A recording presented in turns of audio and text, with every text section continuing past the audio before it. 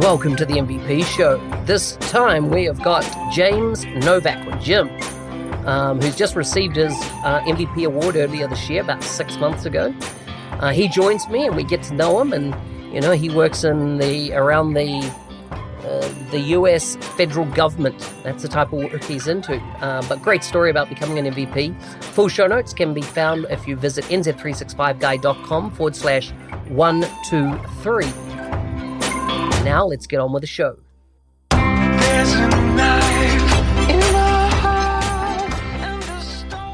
Jim, welcome to the MVP show. How you doing? Good, mate. Good to have you on here. We've, done a bit of playing around with the technology this morning, but we're good to go. It's all part of the learning process, right? The learning process. So is it Jim or James? I see that on your MVP profile, you've got Jim and James, but then on your Twitter profile, it's James. So Jim's fine. I forget what I'm typing in different places. Depends what email I use and all that. But James makes me sound really smart. So I like that sometimes. But Jim is fine. It's not like James 007. Yeah. It depends on the customer. So you've been an MVP for what? 9 months? 10 months? 6 months. Six months. Wow. I was first of the year. Yeah. So now I think now that the renewal wave for mid-year is over, now I get to start panicking about the upcoming months. So it's been a good 6 months. I've been learning a ridiculous amount from everybody involved. I think some people struggle to understand that Microsoft is a metric-based organization. Everything is measurable. Everything is trackable. And so as MVPs, you can do all the kumbaya-ing you want out in the world, in the community, but if there's not a paper trail to it, Microsoft can't validate that you can come back next time, and I think this is what some people are kind of struggling with. They need a paper trail. Well, it's nice too, because it forces you to think about what you're doing and make sure that you can track it, make sure that it's measurable. And honestly, you approach it a little bit differently, I think, because I'm going to present somewhere, I want to make sure that it's, if somebody goes to review it, it's in good form and it's well received and all that. So yeah, I think it's not a bad thing. It's not just for administrative sake. It's also good for us to organize things. I feel like. Yeah, I totally agree. It makes you rationalize, where you invest your time. If you could do it 3 different ways, 5 different ways, really, there's probably 20 different ways you could spend your time. And you've got to work out, what works for the way you kind of contribute, and also what is driving value to the community, so. No, I totally agree. And that's actually been one of the challenges I've personally had. And I'm amazed at people like yourself who put out so much content. I don't know if you actually sleep or not. The amount of stuff you guys put out and the live sessions you do, it's not just whenever you have time. You're scheduling these things around the community schedule too. And my struggles is I feel like, oh man, I got to keep up. I was joked about when I got the award email, I was like, oh, I'm really smart. I'm the top guy here. And then about 10 minutes later, I realized, oh my God, what am I doing? I know nothing, and I feel like I start seeing what everybody's doing and I feel like I know nothing. But if you have to turn it into a challenge and a chance to learn something from the community as opposed to feeling like you have to be top dog. And I think that's something I waver between, like, oh my gosh, I have to do everything. Then I realize, well, that doesn't help anybody, including myself. So the process has been good. It's been definitely a learning experience. And I go through those ups and downs of panic and having bits of confidence. And so. Yeah. I think really you've got to measure yourself against yourself, not against somebody else, right? Everyone brings their unique art, you got here because you're doing something awesome, right? And so to maintain is to carry on doing that awesome stuff. And the more you see, the more you get exposed to, the more you try new things and pivot and as you create art, right? I totally agree. It's funny you say that because I talk to my stepkids and they're getting up there. Oldest is just graduated high school, going off to college. And we talked about exactly that. So it's funny, you have to listen to your own advice too. Because I told them, I said, don't look at everybody else around you because you're always going to lose. There's always going to be somebody better than you, smarter than you, bigger, taller, stronger, whatever, whether you're in academics or sports or art or whatever. Just measure yourself against you yesterday. Are you improving? So it's funny you see that. I'm like, I should follow my own advice.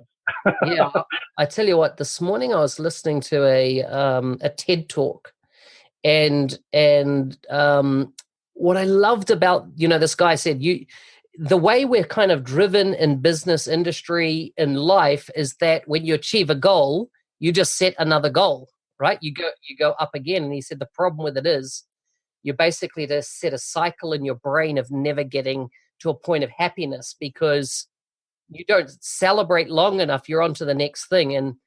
And here's a psychologist done a whole bunch of research, and he came up with how to create lasting positive change in your life. And there's basically 5 things. If you do them, you can create a lifetime of happiness, and they're not hard. They're quite simple things. Yeah. Well, and again, it's all a matter of perspective too. It's how you approach it. It's your view of what you've just done, and I totally agree. I feel like whether it's a blog post or a project or a presentation, on the MVP side of things, like I don't have to top that. That's just something I've done. It could be something. It doesn't have to be this super spectacular thing. Other people might see it as a really big contribution. I got a few comments recently on a blog post that was really nothing. Was more just talking about a feature. It was the solution tracking, and it was pretty straightforward. I referenced some documentation, but it's something that somebody hadn't seen before. They gave me a very nice comment. They said it was very helpful, and I was like, that's pretty cool. That's rewarding, and it doesn't have to be this groundbreaking thing. And that gets back to comparing to yourself. You want to be improving, you want to be learning and expanding, not necessarily topping yourself. Growing, I guess, is the phrase, a little bit overused phrase, but it's very true. What session was that, by the way? Was it? I saw a couple of sessions by a really good psychologist talked about happiness. Wrote a whole book on it, and it's fascinating when you step back and look at how we process what goes on in our life about satisfaction and happiness. And it is, like you said, to the MVP thing, it just drives you to do more. And you need to approach it a certain way to keep going and not be overwhelmed. And also not just not get stale too. You want to make sure you're putting out good stuff. Yeah. The session was called the happy secret for better work. So the happy secret to better work. So if you search for that on TED, you'll get it. But his 5 things were 3 gratitudes every day. Speak them out. And the whole thing around this is that if you start looking for the positive in your life, you'll start training. And he goes, do this for a month. And what will happen is you start to program your brain to look for the good in life, where he said our current society looks for the wrong. And he said, what you've done, you've trained your brain to look for the negative.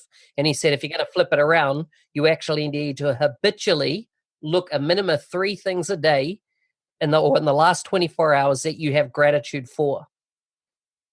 The next one is journaling about the good things, right? So basically you're starting, because he said, what happens when you journal them, you relive them again. So what you're just journaling what happened. What are those 3 things? Write them down. The next one is exercise, right? Which is, we've heard it everywhere, but the whole thing is it doesn't have to be a full exercise regime. The fact is just consistent, better, going for a long walk or something like that. Meditation was his 4th one. And I tell you what, meditation, I reckon, is probably in the last 2 years transformed my life. I meditate 10 minutes a day. I try to do it 7 days a week. Every now and again, I track it. I've got an app that I track, consistently, but 10 minutes. I just have an app called, the meditation app is, what's it called? It's an English voice. It is Headspace. So very simple for anybody starting out on a meditation journey. It's not a woo-woo or anything like that. If you break meditation down, it's actually purely turning off the noise in your mind. And we live in a world where we're constantly barraged to have, multiple noise streams, whether it's ad, media, relationships, everything all the time. And what meditation does is teaches you to just silence, the constant chatter in your mind and create some relief. And then the last one is one random act of kindness a day. So those 5 things, like, and you look at them, right? You would say, hey, this is not going to smash, my day. This is not going to take a lot of time out my day. In fact, if you looked at the 3 gratitudes, journaling, exercise, meditation, the only one that takes a lot of time in that is really the exercise, like depending on what length you want to dedicate to it. The rest could all be done in half hour. Well, right, but even the exercise doesn't have to be, as you said. It just to be, and in the industry we're in, I mean, it's absolutely mandatory, and I'm very guilty of it myself, of sitting here too much. And well, you realize, like, I played sports in high school and college, and I always feel like unless I go and do a 2-hour hardcore thing, that I'm not exercising, and that's just silly. It's like, go walk the dog. and honestly, that's part of the meditation too. My wife has been doing meditation for quite a few years, and I'm terrible at it. And you described exactly the way she describes it. It's exactly what it is. And it sounds so simple, but it's so hard to do. Like, walk from one room to the next in your house without your phone in your hand looking at something, right? And I'm totally guilty of it. So that's really, I definitely have to look that up. That's very cool. Well, and honestly, you think about how it affects not just for happiness. I mean, if you want to be objective about it, because some people don't really think about meditation. It's like, oh, well, that's not really, that's kind of a, like you said, a woo-woo thing, right? But think about it. When you're working and we're being creative and we're building something, whether it's, again, to the MVP thing or your day-to-day job or art or whatever, half of, the job is focus. And focus in many ways is removing the distractions, allowing you to concentrate. And that's meditation, if you want to think about it. People sit and listen to music, and that's a form of meditation, right? The music takes me away. Like, that's meditation, So you find your own method of it, and it applies. Yeah. No, so good. So tell me, you live in where is it? Washington, is it? Yeah, just south of Washington, D.C. We're in Northern Virginia technically, but we're about 15, 20 minutes from downtown D.C., depending on the traffic. So what, are you close to the FBI, or what is that octagon building called? What is it called? The CIA? The Pentagon. The Pentagon. Yeah, drive by it every day almost. Yeah, it's really neat. It's actually, as much as we read about politics and the frustrations that some people have on whatever side of the spectrum you're on, driving through that kind of stuff, it is kind of cool to step back and realize, like, man, people come from all over the world to see this place. And I'm getting annoyed at the traffic. It's kind of like you have to step back and look around. I do a lot of federal work, so I work downtown a good bit and in the area. Yeah, so we're right in the middle of it. But yeah, drive by the Pentagon every day, and it's a little intimidating. I was sitting in traffic, and I hear this loud noise, and I look to my right, and I see these huge helicopters sitting on top of the Pentagon building, like aimed right at me. I'm like, oh, good morning. a little scary, but yeah. Wow. So how did you end up becoming an MVP? Kind of, what were you up to? What were you getting into that kind of got you on people's radar? Well, I've been doing. It's funny. I had to sort of step back and think about that recently, because I've had some people talk about it, and it's kind of it was kind of a conscious decision and kind of not. I've been doing dynamics work since like 2009, 2010. So for a few years, and I worked with some MVPs. In fact, some of the people that I started working in dynamics with built a platform, were hardcore. They were there from the very beginning. Like, literally, my old boss was one of the original engineers on the dynamics platform. So I was in the middle of it from the start. Sorry, what were you going to say? No, carry on. We'll come back to that one. Yeah. And so I was working with MVPs, and they were talking about what they had to do. And I never really thought that I would have the time to do it. And then about a year and a half ago, it was beginning of last year, I saw the 365 Saturday event, and I thought, that's really cool. How do I get that to the US? And I emailed Raz, and I guess Dallas had just been set up. So I went down there and I started talking to everybody involved. I, had followed Julie Ack for quite a while and got to meet her. And I met Jordy and Raz and several others, and Ulrich, and we got to talking, and I thought, this is a great community, and I want to be a part of it. So about 2 weeks later, I met Michael Oakes, and we got to talking. He and Aiden Keskela were helping organize the 365 event we did in DC. And I just started approaching it like, okay, well, what does it mean to be an MVP? So I started looking at the activities, and I thought, this is a community I want to be part of, because it seems like it's very tight knit, and the attitude and the passion is the word I've heard from many people. It's contagious, right? You talk about the TED Talks. I worked on one of the first TED Talks in our area, and it was contagious. You wanted to do more. You wanted to learn. You wanted to share. And I just took the approach of, I'm going to start contributing. I'm going to do some events. I'm going to attend some events. I'm going to speak, and I'm going to start putting together, some open source code. And that's kind of the mechanism I used. That was my contributions that got me in. And then just being active in the community and organizing the stuff was how I got in. And it's paid off. I mean, it really both ways. I mean, I got the award, which I'm very happy about. And as I said, double-edged sword. Now I'm panicking. But it's also I've learned a ton, from both professional, technical side of things, and it's just been great all around. And just meeting everybody, the community's been fantastic. So that's kind of how I got here. It was kind of a conscious effort, and it just worked out. Yeah. Interesting. As in, I like it that, you got involved in events. It seems a great way to raise your profile, right? And do some great contribution that help a lot of people. Well, and at the same time, think about the people you get to meet. We did the one in DC last year, and we're coming up on another one in September again. And just sitting in the room with all these people that I've been following for years, this is before the award, I was a little bit starstruck. But then you realize, like, wow, they have the same questions that I do. It's really a nice confidence boost, as well as, man, I just learned like 10 new things that I want to go work on.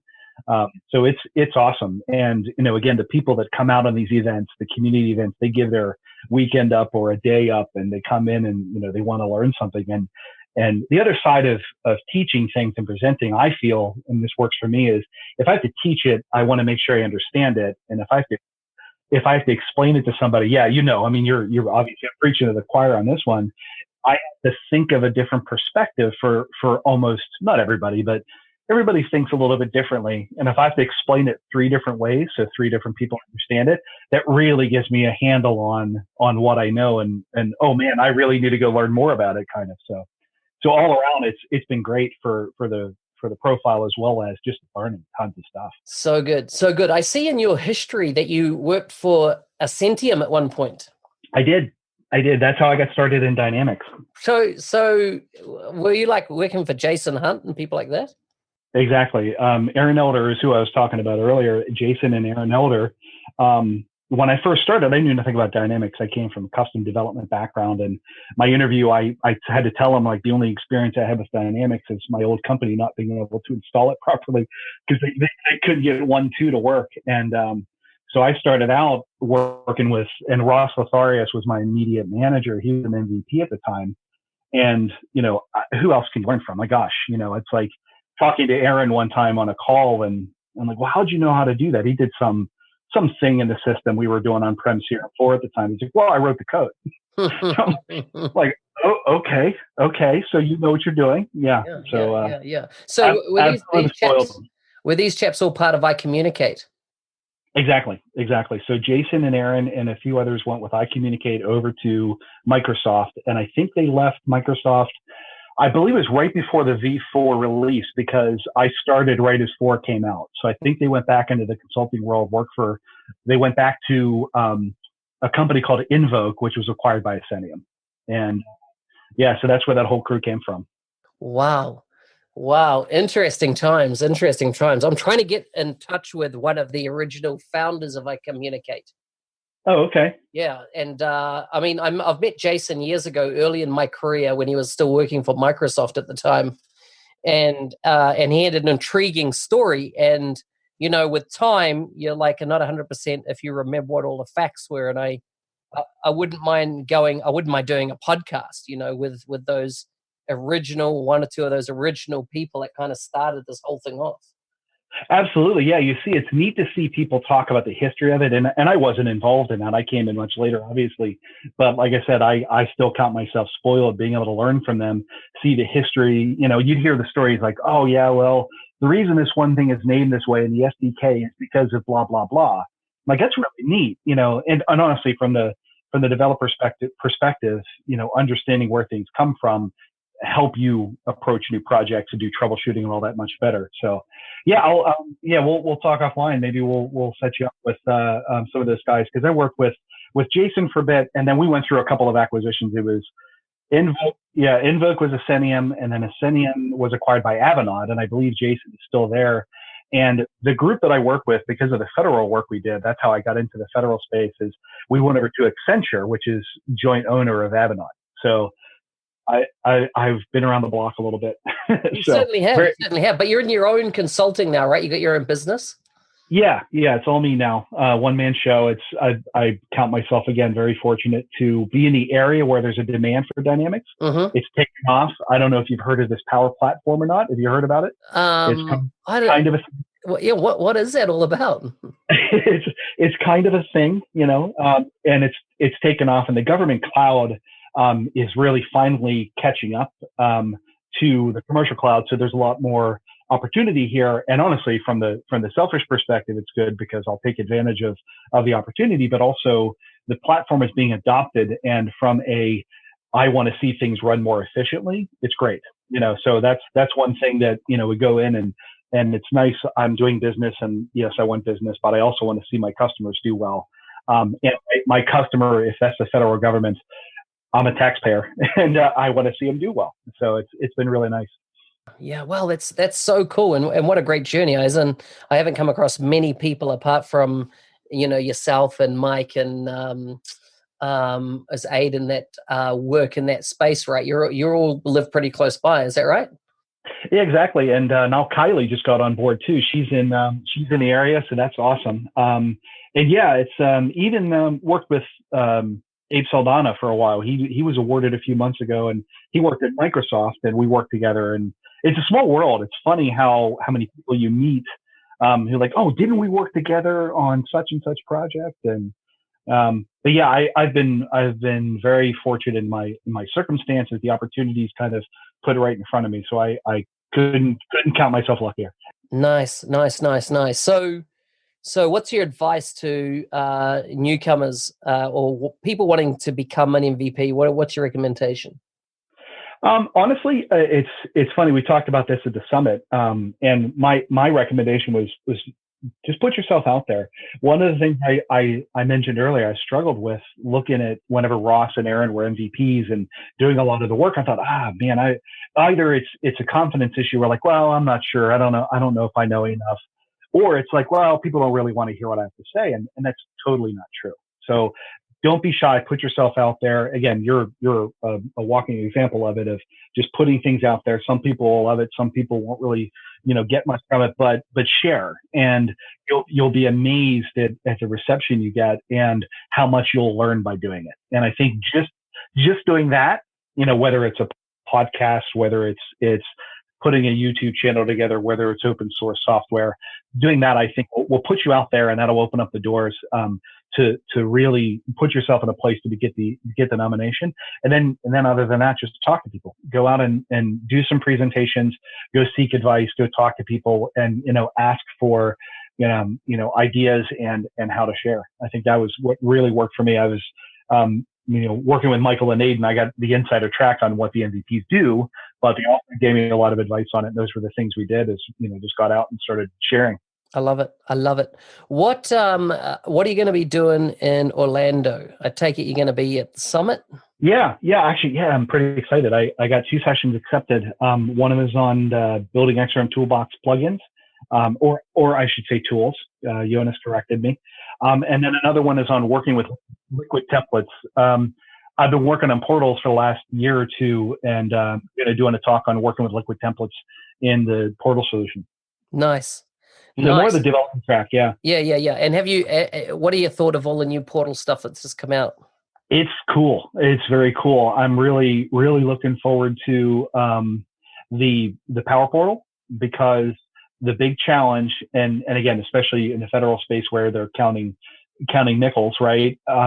Not having to have a full customer engagement instance to do a portal, that's going to be a game changer for a lot of people. So let me get this right. Are you saying that people can build solutions on the Power Platform without using Dynamics 365? I think so. Well, isn't that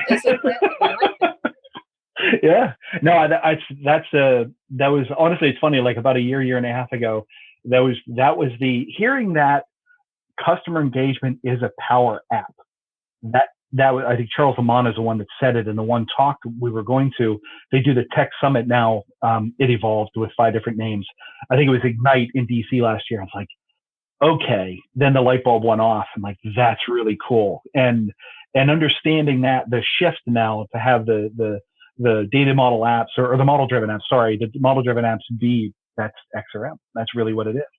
And now I'll be curious to see the licensing. I'll be following you and everybody to find out what the licensing means, because that's a nightmare to understand for me personally. But being able to say, I don't want a portal, but I don't want to have all this customer service stuff. I don't need it. I just want to put a portal out for more organization. I think that's going to be enormous. That's going to be a big hit for them. Big deal. Totally agree. It's great times to be involved in this community, but we've smoked our time already. And so let's just do a couple of wrap up. What's the best piece of tech you've got? Something I've built or worked on, or the platform? Nah, hardware. Like, do you have the most amazing mouse, or do you have the most amazing Stream Deck, or what is it? No, I'm not a hardware guy like you. I get made fun of for my mouse. That's the one thing I will say. I use a trackball from Logitech, and I get made fun of every time somebody sees it. Like the one with the old ball in it? Yeah. Oh, yeah. It's awesome. I've had it for like 20 years.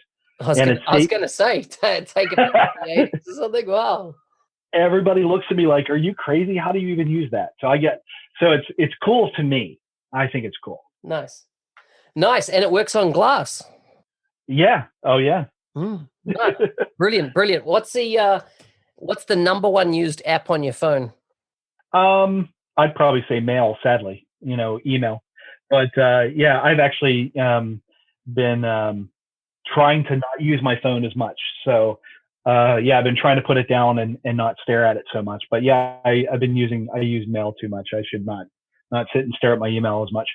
So you still use email, right? I thought, like the fax, nobody is using email anymore. I thought it was all done on WhatsApp or Oh yeah. WhatsApp is pretty cool. I used that at the summit. That was actually really nice. Yeah. In Europe, everybody kind of lives off WhatsApp because it's not tied to your phone number per se, like it is. But it means if you changed your phone number, you got your WhatsApp account and your connections and things like that. Yeah, it's cool, and the photo sharing and all that was pretty slick. I got some funny, probably embarrassing photos of people. Which I'm going to save and use later. Yeah, use for leverage. That's right. I love it. Yep. James, it's been awesome speaking to you. If people want to connect with you online, where's the best place for them to find you? Just check out my website, futuresconsulting.com. It's futures with a Z.